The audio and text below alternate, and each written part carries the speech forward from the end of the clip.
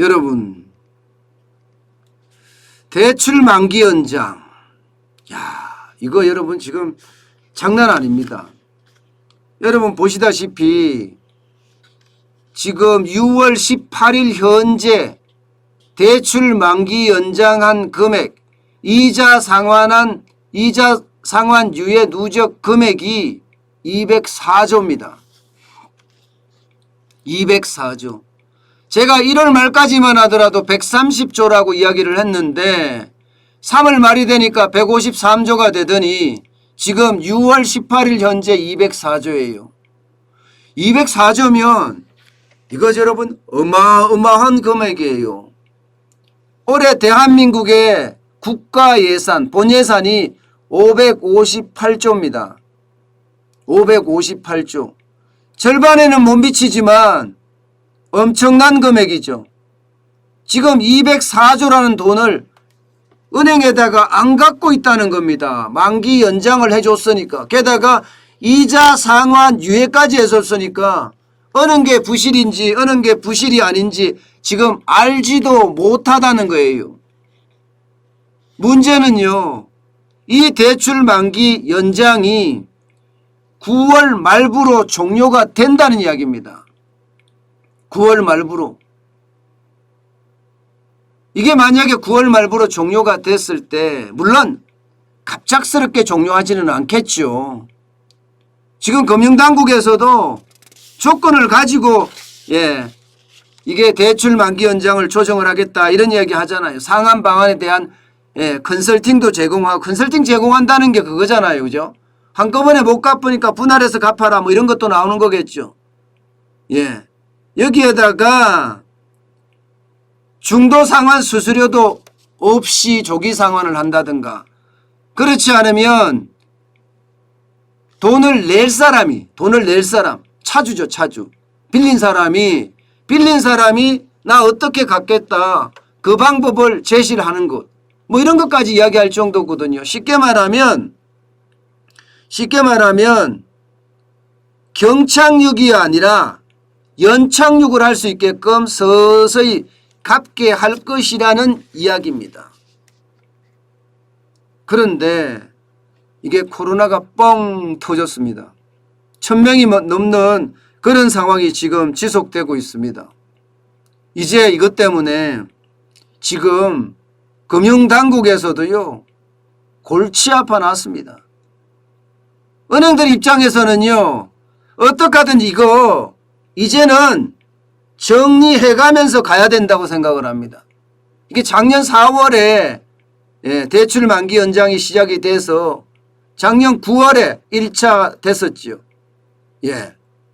그러다가 이게 또다시 올 3월까지 이게 연기가 됐었죠. 두 번째 연기가 됐습니다. 그래서 지금은 주기로 따지면 세 번째 주기에 해당됩니다. 이거 계속 유예하고 이거 계속 연장하고 넘어갈 일이 아닙니다. 이거는요, 진짜 크나큰 위기를 맞을 수도 있습니다. 크나큰 위기도. 지금 정부는 지금까지는 대출 만기 연장을 종료하겠다는 생각이에요. 왜냐하면 경제 성장률이 올해 4.2%까지 성장할 거다 이렇게 생각을 하고 있는데다가 내년에도 3% 정도는 성장할 거다 이렇게 장밋빛 전망을 계속 내놓고 있거든요. 기존에는 3.2였는데 4.2면 1%포인트가 늘었단 말입니다. 그렇기 때문에 경제가 좋아지기 때문에 이제 대출 만기 연장 안 해도 된다 이런 얘기거든요. 게다가 수출도 나쁘지 않다는 거예요. 수출도 나쁘지 않다. 수출은 지금 폭등하는 추세잖아요. 폭등. 그죠? 2021년 2월부터만 보더라도요. 9.5%부터 시작해서 많게는 45.6% 5월에도 39.7%가 늘어났잖아요. 그러니까 수출이 굉장히 호황을 맞으니까 이제는 대출 만기 연장을 종료해도 되겠다 이렇게 사실은 생각을 했습니다. 그런데 이게 코로나가 터진 거예요. 코로나가 1000명이라는 게 여러분 심리적 마지노선이 제가 깨졌다고 말씀을 드렸는데, 심리적 마지노선이라는 것은요, 예상했던 것보다가 실물의 충격을 더 줄 수 있습니다. 1000명이 올라가면 안 돼. 나는 그러면 안 나갈 거야. 뭐 이렇게 생각하는 게 있거든요. 그런데 이 심리적 마지노선이 깨지잖아요. 그러면 될 대로 되라가 돼버립니다. 될 대로 되라. 쉽게 말하면 포기해버린다는 이야기예요. 이게 포기해버리면요, 그만큼 코로나19는 더 확장할 수가 있거든요. 그렇게 됐을 때 과연 대출 만기 연장을 받은 자영업자나 중소기업이나 버틸 수 있을까요? 글쎄요. 저는 완전히 물음표라고 생각을 해요. 완전히 물음표.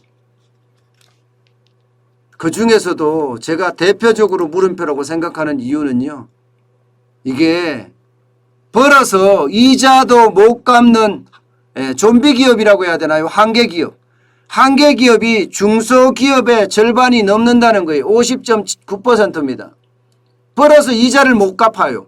원금은 당연히 못 갚는 거죠. 원금은. 그러면 이런 상태에서 지금 200조가 넘는 대출 만기 연장 어떻게 할 것인가? 저는 지금 정부 입장에서도요, 내년 대통령 선거를 앞두고 있기 때문에 정책상은 분명히 대출 만기 연장을 할 것 같습니다. 그러면 내년 3월 달까지, 3월 말까지로 넘어가니까 문재인 정부에는 피해가 없어요. 문재인 정부에는 경착륙을 하든 연착륙을 하든 피해가 없어요. 그럼 대통령 선거에도 별로 영향을 안 미칩니다. 그런데 이게 그냥 그대로 만약에 내년 3월까지 갔을 때 만기 연장 금액은 눈덩이처럼 불어날 거고요. 이게 내년 3월에 가서 연착륙 방안이 잡힐까요? 저는 그게 충격적이에요.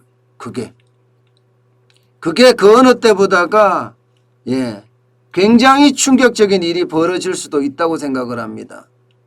그래서 이게 어쨌든 9월 말, 올 9월 말에 종료가 되면 이거는 확실하게 방향을 잡아야 됩니다. 이 정치적인 일정으로 방향을 잡는 것이 아니라 순수하게 경제적 측면만 고려해서 이거 방향을 잡아야 돼요. 여기에 야당도 이게 정치가 지배를 하니까 경제를, 야당도 여기 힘을 못 씁니다.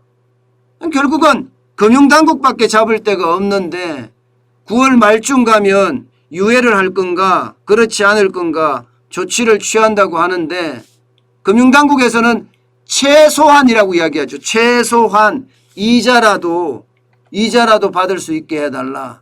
지금 은행들은 지금 그렇게 요구하고 있습니다. 왜냐하면 어디가 얼마만큼 부실이 있는지 찾아내자는 거예요. 어디가 얼마만큼 부실이 있는지. 여러분, 이게 204조가 넘어섰다는 건 어쩌면요, 우리 경제에는 가장 큰 충격이 될 수도 있습니다. 저는 그래서 이거는요, 모두가 다 알고 있어야 되고요. 자칫 잘못하면 이게 대출 만기 연장 이게 한꺼번에 10월에 다 뭉쳐 있거든요. 코로나19가 지금 계속 창궐해서 가을에 더 심해진다는 말이 나오는 데다가 대출 만기 연장 종료가 또 9월 말부로 되는 데다가 또 금리 인상에 대한 요소가 또 8월이나 10월이나 11월에 금리 인상에 대한 요소까지 겹쳐 있단 말입니다. 그렇게 됐을 때 진짜 백척간두의 위기라고 봅니다. 여러분, 제가 이 대통령 선거 내년 3월 9일에 있는 대통령 선거하고 내년 6월 1일에 있는 지방선거, 이 선거가 자칫 잘못하면 우리 경제를 완전히 망칠 수도 있다.